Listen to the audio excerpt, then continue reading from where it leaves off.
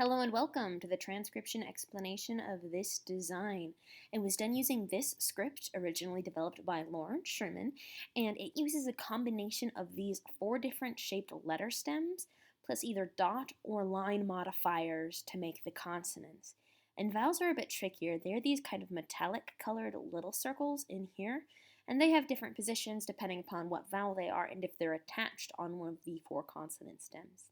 Anyway, this script makes the most sense in practice, so let's go ahead and take a peek at our design. First things first, sentence structure and word and letter order. You read the script starting at the bottom and then going counterclockwise, like a time traveler going back in time. And that's noted on the word circle, which you start at the bottom and then go counterclockwise, and it can spiral inwards. And that word order structure is the same for sentence and paragraph structure if you expand bigger, for the most part. Anyway, and this design has a couple of extra decorative lines going around the outside of this design, and our first actual bit of stuff starts in here.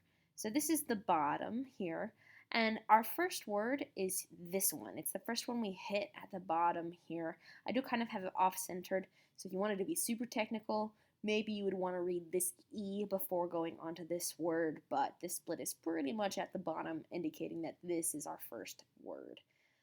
So here we have our first letter of our first word, and it is this shallow divot stem right here. And there are no dots and no lines, so that makes that the letter T. And then we have our next letter here. This is a little circle, just like all of these little guys here. A complete open circle is a vowel, and this is located inside the word circle, so in this position. And that makes it an O. So every vowel is just one step away from being an E. So an E is like this, and the difference between an O and an E is that an O is inside the word circle, whereas an A would be outside the word circle. So like this A here outside the word circle there. And then an I and a U are in that E position, so on the line of the word circle, not like an A or an O. And it has a line going inwards as if it's an I. So like this here would be an I with a line going inwards, whereas a U has a line going outwards. So this is a U with a line going outwards. So here's another I, line going inwards, and I don't think I see any other U's in this design. Anyway, so that's how the 5 vowels are read. So this is the O. And then we have this deep divot here. A deep divot is a consonant in this row, and there's one line ending on it, so that makes it a G. And then we have an E, like bead on a string, attached on the word circle line. Then we have a TH. It's bigger than an E, so these two look quite similar, just this is bigger. So here we have a circle on the line of the word circle with no dots, so that's a TH. Here's another E, and this is an R, three dots on a shallow divot. So T-O-G-E-T-H-E-R together, and then a little space, and then we have this deep divot with 1, 2, 3 lines, and these lines can go out any direction on these consonant stems as long as it's got 3 that end on it. That makes this an F. Here's another O, just like that one. This is another R, just like that one.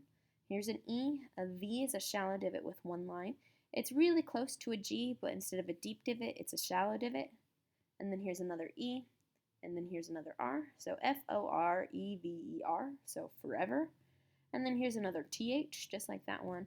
Another R, another O, here's that U we talked about, and this is another TH stem, except it has 1 dot making it a GH. So T-H-R-O-U-G-H, so through. And then we have T-I-M-E, T, no modifiers, I, line going inwards, 1, 2, 3 lines on that M, and then an E. And then this word, starting at the bottom, going counterclockwise, we hit this A first. So that is outside the word circle. So A, and then 1, 2, 3, 4 dots on this deep divot makes it an ND. And these are some new letters, the ND, NT, and the GH was already there. PH, WH, the blank, I guess. But the ND and NT used to be blank spaces in the key that was, last year's key.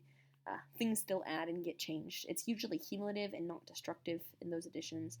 So things that are old will still be legible, but things that are new can do more new things. So anyway, this is and, A, N, D, because I wanted this nice chain of dots to match that chain of dots. Anyway, so and then our last word here, S with 3 lines, P with 2 lines, A attached to the S, and then S, and then E. So S-P-A-S-E. And this is this in the actual word space is a C and not the letter S, but in the script you swap this letter C to an S or a K depending on what sound it makes. That's why these are kind of grayed out. So in Sirkles, you would spell circles like circles with the S-I-R-K-L-E-S instead of C-I-R-C-L-E-S. So anyway, that's why the C in space is an S. Sorry, I'm like rambling. Anyway, S-P-A-S-E. So this outer sentence is together forever through time and space. And then our inner circle has some names and an and done differently. So here we have a K, 2 dots on a circle inside the word circle. Here's an A attached to the word circle there. An I with a line going inwards. 1, 2, 3 dots on that L. So there's kale. And then this A could be on either one of these words, but because we read this name and it's a full completed name after that L, we will know not to look for the next letter here, and then we'll know that this A belongs to Amanda here. Anyway, here's our next word. There's the A at the beginning of and. Here's the N with 1 line. A deep divot with 3 dots is a D. So and then we have 1, 2, 3 lines on this M, A, N, D, A. So A, M, A, N, D, A. So there's Amanda's name. So Kale and Amanda.